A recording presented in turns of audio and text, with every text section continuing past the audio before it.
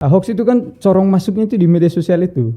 Maka ketika kita terbiasa dengan media sosial, keseharian kita itu banyak dihabiskan di media sosial, saya kira itu menjadi sebuah keuntungan.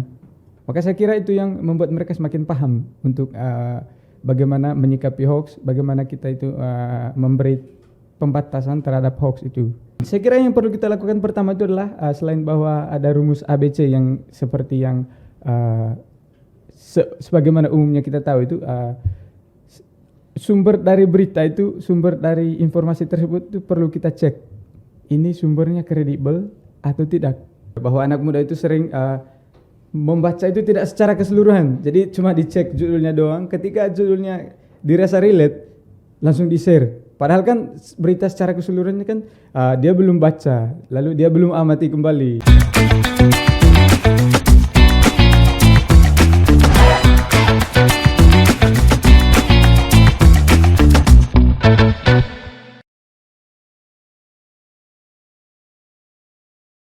Hai Tribuners, selamat datang kembali di Cakap Sana, Cakap Sini bersama saya Jenny Septimeri, mahasiswi Fakultas Ilmu Komunikasi Universitas Katolik Widya Mandala, Surabaya. Di kesempatan kali ini kita akan membahas topik seputar anak muda dan hoax bersama Kak Aprianus Deval Deriano Bagung. Tak kenal maka tak sayang, maka silakan Kak Apri untuk memperkenalkan dirinya terlebih dahulu. Oke, halo Tribuners, saya Apri. Saya adalah relawan Komisariat Mafindo Universitas Katolik Widya Mandala. Oke, saya kira itu yang perlu diperkenalkan ya. Nah, terkait topik kita hari ini nih Kak, anak muda dan hoax. Kira-kira bagaimana sih seharusnya sikap anak muda untuk menyikapi hoax di era modern kali ini? Oke, ini topik yang memang menarik sekali ya. Kita berbicara soal anak muda dan hoax.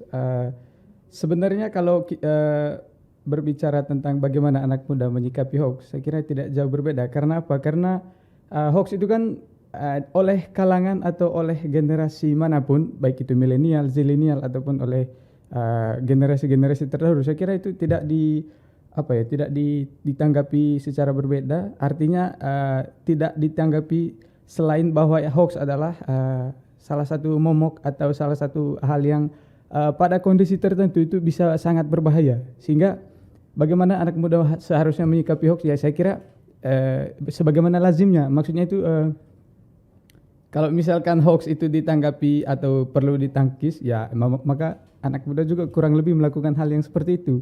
Bahwa untuk menghindari berbagai problem-problem yang terjadi akibat hoax, maka hoax perlu dihindari ya sebagaimana yang dilakukan oleh generasi-generasi lain. Jadi saya kira tidak ada sesuatu yang khusus itu di anak muda itu menanggapi secara khusus itu hoax seperti apa, saya kira tidak. Karena memang hoax ini memang suatu masalah, suatu problem yang perlu disikapi.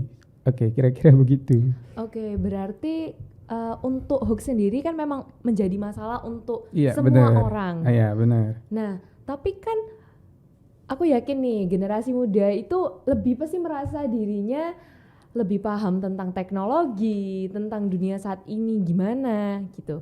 Nah, itu kan menjadi sebuah kelebihan bagi generasi muda saat ini ketika mereka lebih paham teknologi. Iya, benar sekali ya. Memang anak muda yang kesehariannya itu tidak bisa dilepaskan dari aktivitasnya itu di media sosial, itu menjadi di satu sisi itu tuh salah satu keuntungan yang sangat besar.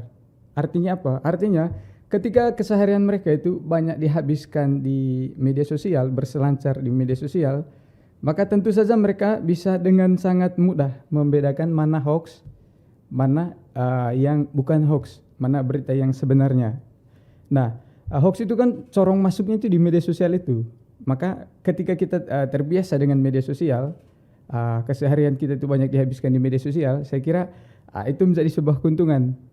Nah, bukan berarti bahwa hal tersebut membuat anak muda itu secara berbeda menyikapi hoax. Saya kira tidak seperti itu. Oke, berarti untuk cara menyikapinya memang kurang lebih sama. Iya, kurang lebih sama. Cuman generasi muda memang lebih memiliki kelebihan di bidang karena memang mereka lebih mengerti dan mengenal. Iya, benar akhirnya sekali. mungkin jadi lebih mudah untuk membedakan mana yang hoax, mana yang bukan hoax. Iya, kurang lebih seperti itu sih. Sehingga mereka itu kan pahamlah bagaimana ketika mereka itu menghabiskan banyak waktu di media sosial dengan dinamika yang terjadi di media sosial itu, maka saya kira itu yang membuat mereka semakin paham untuk bagaimana menyikapi hoax, bagaimana kita itu memberi pembatasan terhadap hoax itu. Kurang lebih begitu.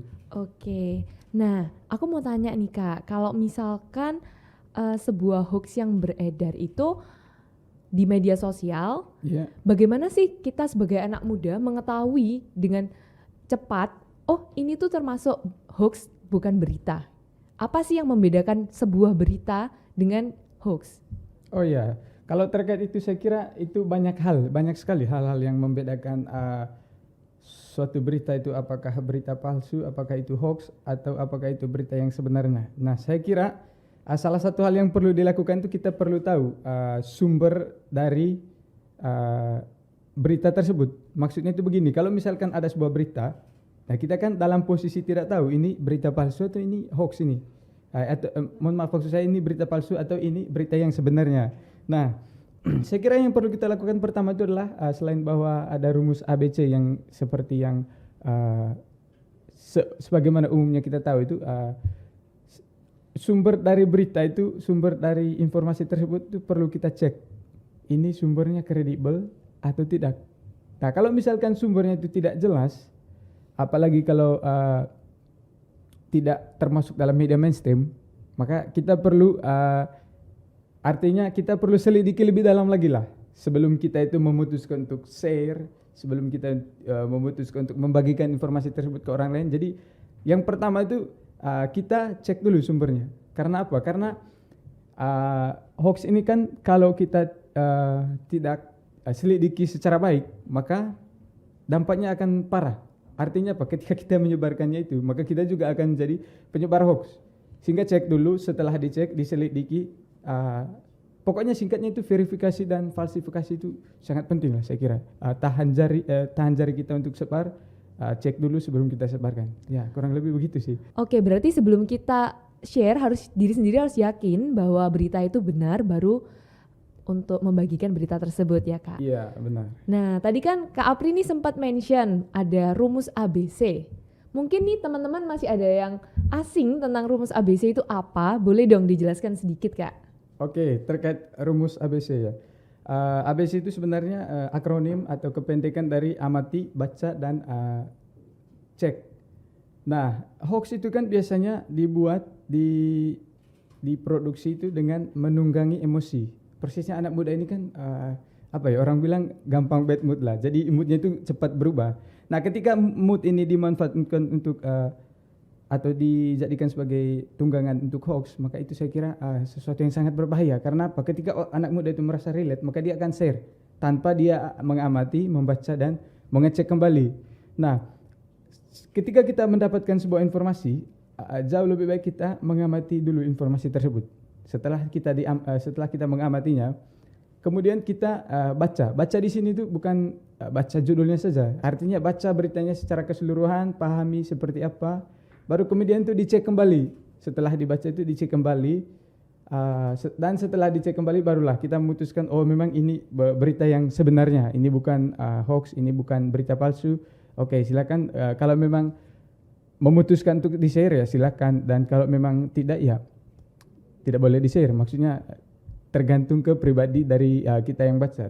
Itu sih terkait ABC itu tadi, amati, baca secara keseluruhan, lalu cek kembali sebelum kita share. Nah gitu. Oke, berarti sebagai pembaca juga itu harus bersifat objektif gitu ya Kak. Karena ketika merasa, oh berita ini sesuai nih sama dengan apa yang saya mau dengar, mereka lebih cepat untuk termakan dengan berita tersebut. Iya. Padahal bukan berarti berita tersebut selalu benar. Benar. Hoax itu kan seperti yang saya singgung tadi, bahwa dia itu sering dibuat, diproduksi dengan memanfaatkan emosi dari pembacanya, sasarannya. Nah, kebiasaan anak muda kan saya kira ini bukan sebuah rahasia umum ya, bahwa anak muda itu sering membaca itu tidak secara keseluruhan. Jadi cuma dicek judulnya doang, ketika judulnya dirasa relate langsung di-share. Padahal kan berita secara keseluruhannya kan dia belum baca, lalu dia belum amati kembali. Nah, alangkah baiknya kita itu sebelum share itu tadi kita cek lagi, baca secara keseluruhan. Dan hindari kebiasaan membaca judulnya saja. Karena di judul itu sebenarnya ada pemilihan diksi atau istilahnya itu sudah digoreng sedemikian rupa yang dibuat sedemikian rupa juga memanfaatkan emosi dari si pembaca. Sehingga ketika kita bacanya cuma setengah-setengah, bacanya cuma judul saja, maka yang terjadi adalah kita akan menjadi orang yang sangat mudah terpapar oleh berita palsu seperti itu. Oke. Nah, kalau misalkan hoax sendiri, kira-kira hoax seputar apa yang akan dengan cepat untuk beredar di kalangan anak muda itu sendiri? Sama seperti yang tadi saya katakan di awal, bahwa sebenarnya hoax itu kan bukan problem yang maksudnya menyasar golongan tertentu. Artinya kalau misalkan yang terjadi di kalangan zilenial hoaxnya tentang A, maka saya kira itu juga terjadi di generasi-generasi lain. Artinya itu hoax itu kan ketika dia masuk ke media sosial, maka yang menggunakan media sosial itu, siapapun itu, pasti akan mengonsumsi hoax itu. Jadi apakah dia terpapar atau dan sebagainya. Tapi ketika kita berbicara tentang tadi itu, hoax apa yang paling banyak tersebar di anak muda, saya kira saya tidak punya data untuk mengungkapkan bahwa hoaxnya itu ini, hoaxnya itu ini. Tetapi bahwa ketika hoax itu masuk lewat corong umum, media sosial, maka itu pasti sasarannya juga umum. Jadi bukan ke anak muda saja, bukan ke ini saja. Bahwa ada hoax tertentu yang nyasar anak muda, ya ada, tapi saya kira tidak ada data yang saya miliki untuk mengungkapkan bahwa satu hoax itu ini nyasar anak muda. Oke, jawaban saya seperti itu. Oke, baik. Nah, kalau misalkan dikatakan bahwa nggak ada hoax tertentu yang spesifik bisa menyasar ke anak muda. Iya. Nah, ketika seorang anak muda nggak sengaja nih nge-share hoax, nah apa sih yang harus ia lakukan ketika setelah nge-share dia udah sadar, oh ternyata berita ini nggak benar gitu. Terus kira-kira apa sih hal yang bisa dia lakukan? Oke, saya kira itu kembali ke pribadi tiap orang ya. Menurut saya itu pertanyaan yang sangat subjektif. Artinya apa yang kita lakukan setelah kita nge-share? Ya sebenarnya tidak ada tindakan yang paling efektif. Karena apa? Itu yang kita, atau dalam pepatahnya itu kan, ketika nasi sudah jadi bubur itu kan agak susah untuk menasikan kembali buburnya itu. Nah, maka hal yang sangat penting untuk kita lakukan itu saya kira jangan mudah untuk termakan dengan hoax itu. Jangan mudah untuk share berita informasi yang kita dapat. Jadi verifikasi dulu, cek lagi, cek kembali ini beritanya benar atau tidak. Nah, karena kalau sudah kita terlanjur share, maka dampaknya agak luas dan agak sangat sukar untuk kita kontrol kembali. Tindakan paling efektif mungkin selain kita menghapusnya itu, menghapus dari yang kita share itu, ya saya kira tidak ada lagi. Jadi ya menurut saya itu yang paling efektif mungkin setelah kita share dan kita tahu, oh ini salah ini, ya silakan di-delete lagi atau di-delete lagi lah. Dan mungkin bisa diklarifikasi gitu ya. ya. Iya, diklarifikasi bahwa ini tadi ternyata hoax ini. Nah, seperti itu sih kurang lebihnya. Nah, kalau misalkan dari tadi kita udah bahas nih ke teman-teman, kalau misalkan ada berita itu harus amati, dibaca dan dicek. Dan verifikasi juga Kak Apri sudah berulang kali mention kalau itu tuh sangat penting. Nah, mungkin teman-teman di sini tuh udah baca, udah amati, tapi nggak tahu cara pengecekan untuk sebuah berita yang lagi beredar itu apakah ini kredibel atau enggak. Nah, gimana sih caranya biar anak muda ini bisa mengecek berita tersebut? Oh iya, sebenarnya ketika dia melakukan verifikasi itu, ketika dia mengecek lagi itu, saya kira itu sudah bagian dari usaha dia itu untuk memastikan bahwa beritanya ini benar. Jadi ketika dia sudah melakukan verifikasi, maka dengan sendirinya dia akan dengan sendirinya dia akan tahu cara-cara untuk mengetahui bahwa ini berita benar atau ini berita yang tidak benar, ini hoax atau ini bukan hoax. Nah, verifikasi itu kan salah satunya bisa kita lakukan tadi, cek medianya, terus apa kontennya, cek kontennya, terus usahakan untuk membiasakan diri itu jangan hanya membaca satu sumber saja. Saya kira media itu kan bukan hanya satu. Kalau kita berbicara soal media, hari ini itu sangat banyak. ada sekian ribu media. Nah, kalau misalkan kita mendapat satu sumber dari media A misalnya mengatakan bahwa ini seperti ini, kita perlu verifikasi, kita perlu cek, dan ceknya itu selain cek sumber medianya, cek juga di media lain. Apakah di media lain benar seperti itu atau justru bertentangan dengan apa yang diberitakan oleh media-media lain, terutama itu media-media mainstream, karena media-media mainstream itu peluang untuk menyebarkan hoax itu sangat sedikit, bahkan tidak pernah. Bahkan mereka menjadi media yang ada di garda terdepan untuk memerangi hoax, karena memang tanggung jawab sosialnya juga di situ, saya kira. Oke, baik. Nah, tapi karena sekarang kan perkembangan zaman teknologi itu udah maju banget. Iya. Kira-kira Kak Apri ada tahu nggak ya kalau misalkan ada kemajuan teknologi yang memudahkan untuk kita tuh mengecek berita ini benar apa enggak gitu. Jadi kayak emang udah disediakan, oh ini hoax, ini bukan gitu. Oke, terkait ini kebetulan saya salah satu relawan dari Mavindo. Nah, Mavindo sendiri itu punya yang namanya itu Kalimasada Mavindo. Jadi itu semacam kontak WhatsApp. Kalau misalkan kita itu punya kontaknya, saya sendiri lupa kontaknya, tapi ada.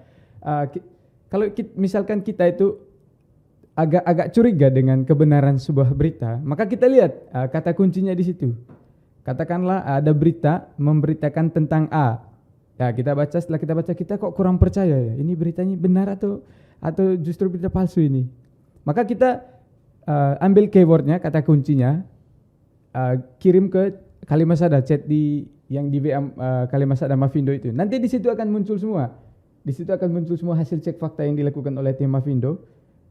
Nah, dengan begitu kita akan semakin dimudahkan. Selain bahwa tiap media mainstream sekarang itu kan punya yang namanya cek fakta. Jadi setiap media itu punya, sebelum mereka itu menyebarkan berita atau ketika ada berita yang dilaporkan bahwa berita ini dicurigai sebagai berita palsu, mereka akan dengan segera melakukannya.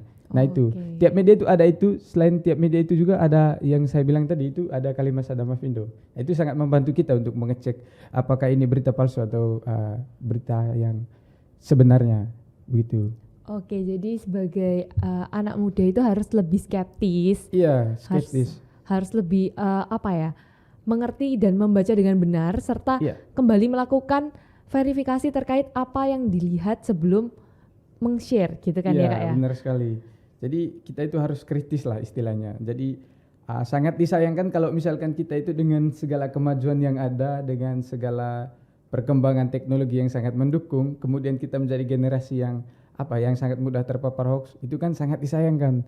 Ini katanya generasi yang akrab dengan media sosial, kok mudah terpapar hoax? Itu kan saya kira sesuatu yang sangat disayangkan. Misalkan yang terjadi dalam kehidupan anak muda itu seperti itu. Nah, begitu. Oke, berarti untuk teman-teman di luar sana jangan sampai mau termakan sama hoax. Kalian harus lebih kritis dan udah difasilitasi juga dengan kemajuan teknologi, dipermudah untuk cek fakta dan mungkin bisa recheck dari WhatsApp-nya.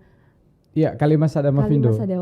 Dan kembali lagi ya, dari diri sendiri harus lebih aware sama berita-berita yang diberitakan supaya bukan menjadi penyebar hoax gitu ya teman-teman. Iya, benar.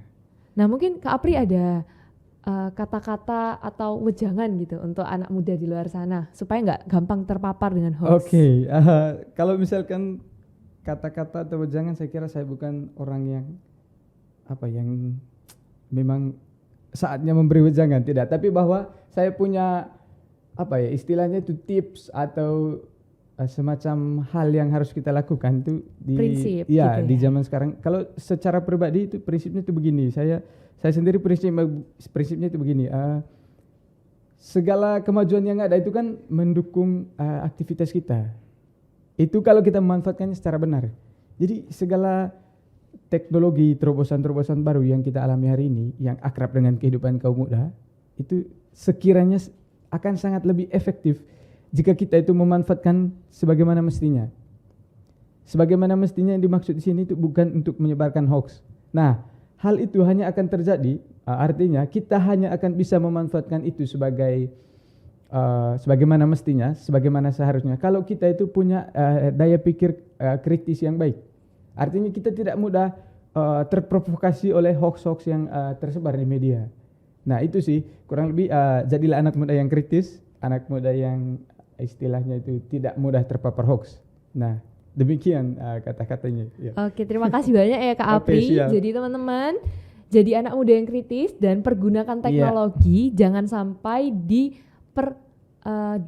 diperanak oleh teknologi gitu ya. Iya benar. Jadi jangan sampai diperalat oleh alat karena Iya. teknologi itu kan bagian dari alat. Oke, mungkin segitu dulu topik kita yang asik banget ya hari ini. Iya, oke. Oke, terima kasih Kak Apri. Sampai jumpa di Cakap Sana Cakap Sini berikutnya.